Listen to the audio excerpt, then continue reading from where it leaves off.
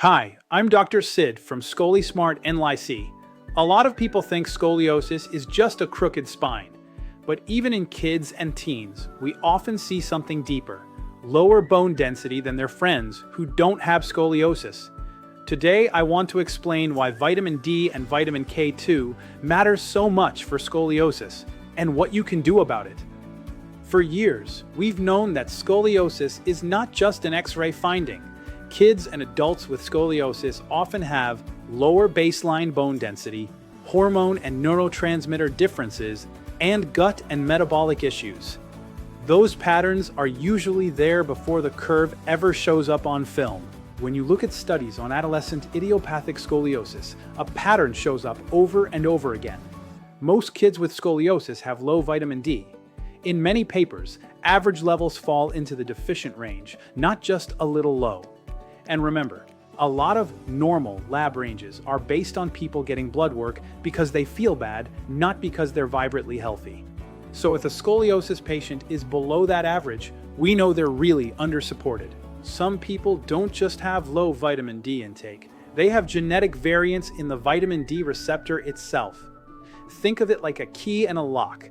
If the lock is slightly misshapen, even a good key is harder to turn. In the same way, if your receptors don't bind vitamin D efficiently, you can have okay blood levels but still functionally be deficient at the tissue level.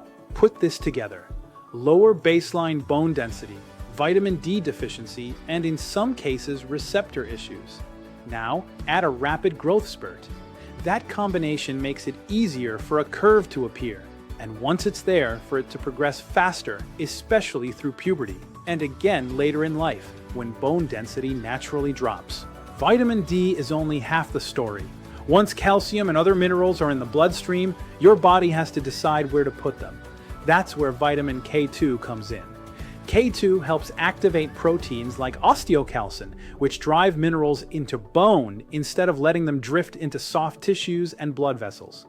It also appears to support better insulin sensitivity, which matters for overall inflammation and hormone balance. So what do we actually do with this?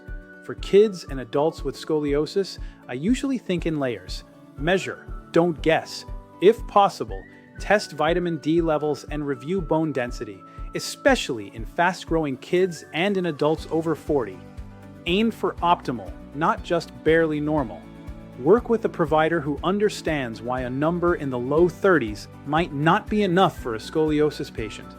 Consider D3 with K2, not D alone. That combination often makes more physiologic sense for bone and metabolic health. And of course, this should sit alongside a good scoliosis program, not replace it. At ScoliSmart, this is built into how we think. Our NeuroSpine care approach doesn't just look at the X-ray. We look at bone density, vitamin D status, genetics, hormones, and neuromuscular control, and then design a plan that supports all of it together. When you combine spine-specific training with smart support for bone and chemistry, you give the body a much better chance to hold the gains you work so hard for.